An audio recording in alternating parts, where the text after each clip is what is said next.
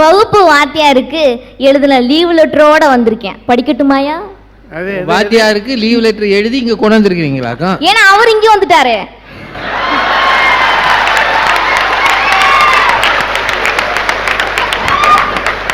நான் எழுதின லீவ் லெட்டரை படிக்க. மதிப்புக்குரிய ஐயா அவர்களுக்கு வாயாலையும் வகுத்தாலையும் போவதால் 2 நாள் விடுமுறை தருமாறு மிக தாழ்மையுடன் வேண்டிக் கொள்கிறேன். இதான் நான் அந்த லெட்டர்ல எழுதினேன். என்ன எழுதுனீங்க?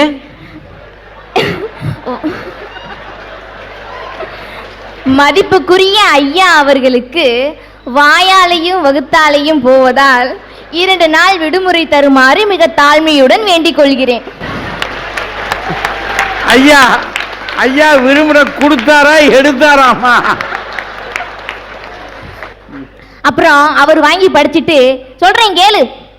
நான் கேட்கிறேன், சொல்லுங்க ஐயா. மதிப்புக்குரிய ஐயா அவர்களுக்குன்னு நிறுத்துமான்னாரு. நான் சொன்னேன், அதுக்கு நிக்காம தானே போகுது, நான் எங்கேயா நிறுத்துறது அப்படின்னு கேட்டேன்.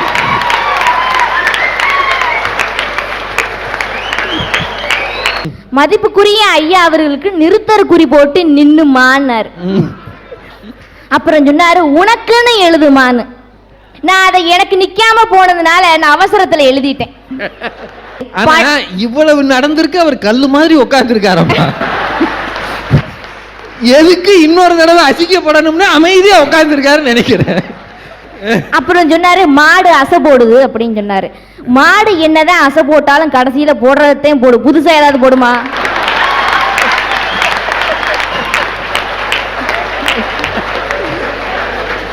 அப்புறம் அந்த அம்மா சொன்னாங்க, அந்த பக்கத்துல இருக்காங்களே அம்மா, குடும்பத்தை பத்தி பேசினவங்கம்மா என்ன சொன்னாங்க, இந்த பள்ளி பருவம் சிலு சிலுன்னு இருக்குமா.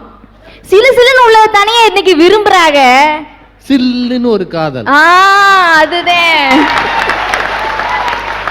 அப்புறம் அவங்க குடும்ப பருவம் வந்து ஒரு கடல் மாதிரியா. சுனாமி வந்துச்சுன்னா அமுங்குனது எழுந்து வருமா? வராது இல்லையா? இந்த கடமையெல்லாம் நினைச்சு கவலைப்படாம எப்படி ஒவ்வொரு நாளையும் நாங்க சந்தோஷமா அனுபவிக்கிறீன்னு கேட்டீங்கன்னா, எப்படிமா வகுப்புல என்னமா பண்றீங்க? இப்ப வீட்ல இருந்து இப்ப பள்ளிக்கூடத்துக்கு பஸ்ல போறோம். இப்ப பஸ் நம்ம மேல ஏறினாலோ இல்ல பஸ்ல நாம ஏறினாலோ டிக்கெட் எடுக்க போறது என்னவோ நாம தான்.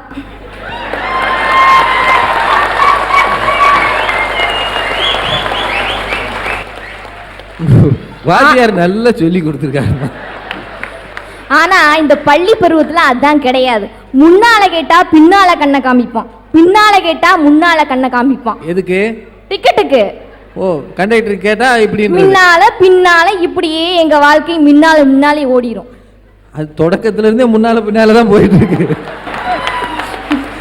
அப்ப இந்த கண்டக்டர் படுற பாடு என்னன்னா, முன்னாலையும் பின்னாலையும் தேடியே மத்தவங்களையும் கோட்டை விட்டுருவார். அதுல கிடைக்கிற சந்தோஷம் இருக்கு எங்கேயுமே கிடைக்காது. சரி, அங்கதான் அந்த சந்தோஷம் கிடைச்சிச்சுன்னு பள்ளிக்கூடத்து வகுப்புகளை போயிட்டோம். அங்க வாத்தியார் பாட நடத்தையில ஒரு எரும மாடு உள்ள நுழைஞ்சிடக்கூடாது.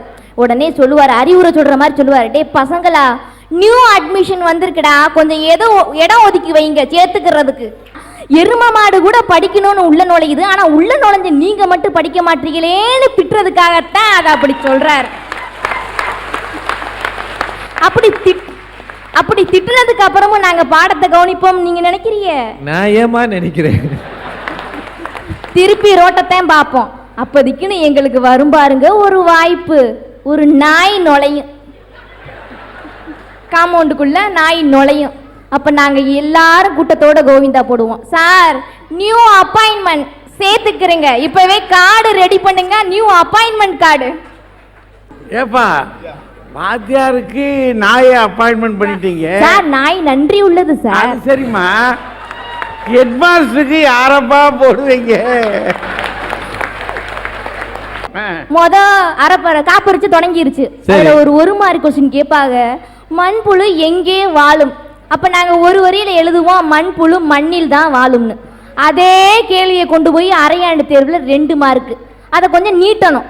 அப்ப நாங்க எழுதுவோம், மண்புழு மாட மாளிகையிலையும் கோட கோபுரத்திலையுமா வாழும், மண்புழு மண்ணுல தாயா வாழும்.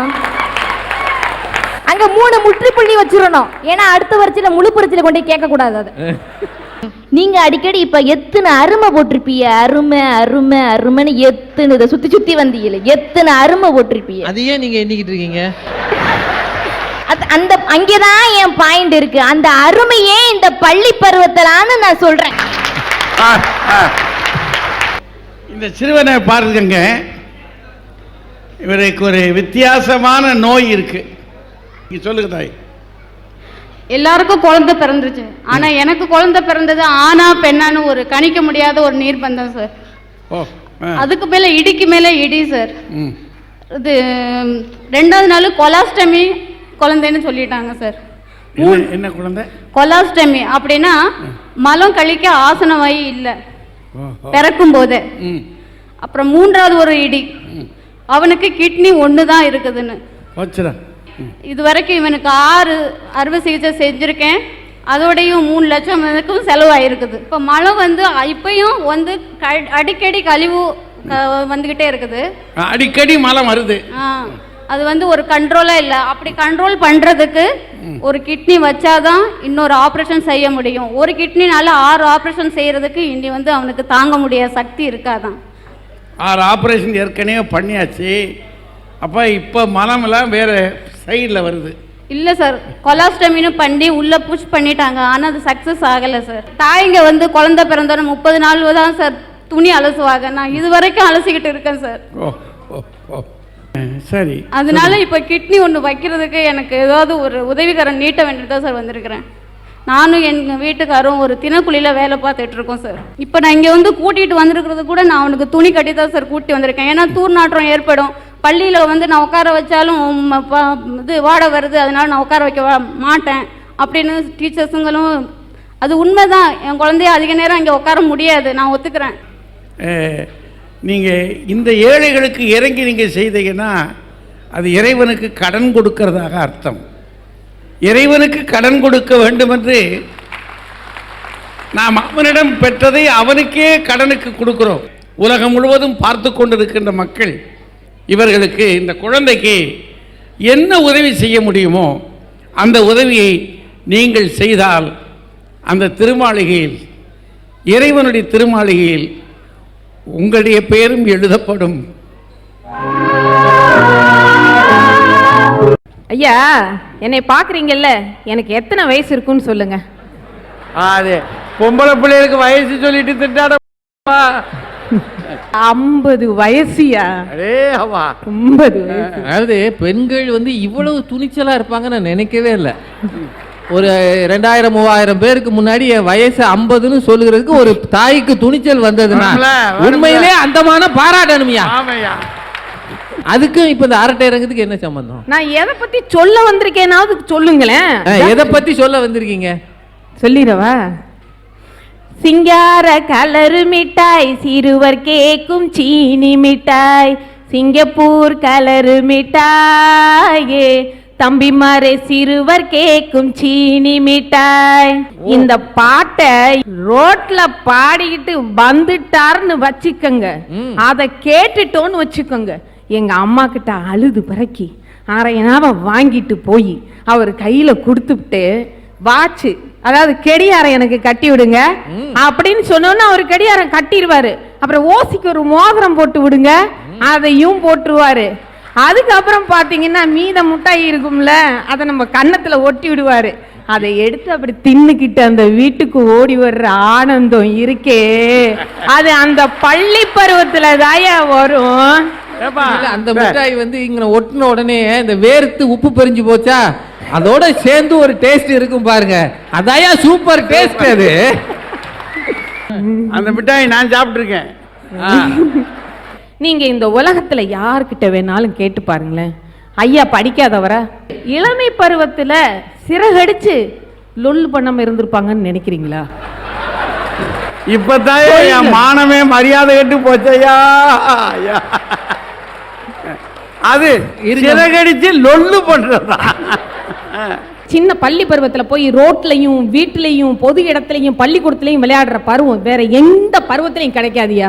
இந்த பாவாடை இருக்கே, இந்த சின்ன பொம்பளை பிள்ளைங்களுக்கு கட்டி விடுவாங்க பாருங்க பாவாடை, அதனுடைய பயன்கள்லாம் என்னன்னு உங்களுக்கு தெரியுமா? எனக்கு எப்படிமா தெரியாது. நீங்க அரைக்கால் ட்ரௌசர் தானே? அரைக்கால் டவுசரோ முக்கா கால் டவுசரோ? இப்பெல்லாம் பசங்க பாத்திருக்கீங்களா முக்கா டவுசர் போட்டுக்கிட்டு இருக்கான், பாத்திருக்கீங்களா? அது அவனும் போடுறான், அந்த பொண்ணும் போடுது. அன்னைக்கு ஒரு பையனை என்னடா இது முக்கா டவுசர் போட்டிருக்கேன்னா, இது முக்கா டவுசர்ல எங்க அக்கா டவுசர் தான்.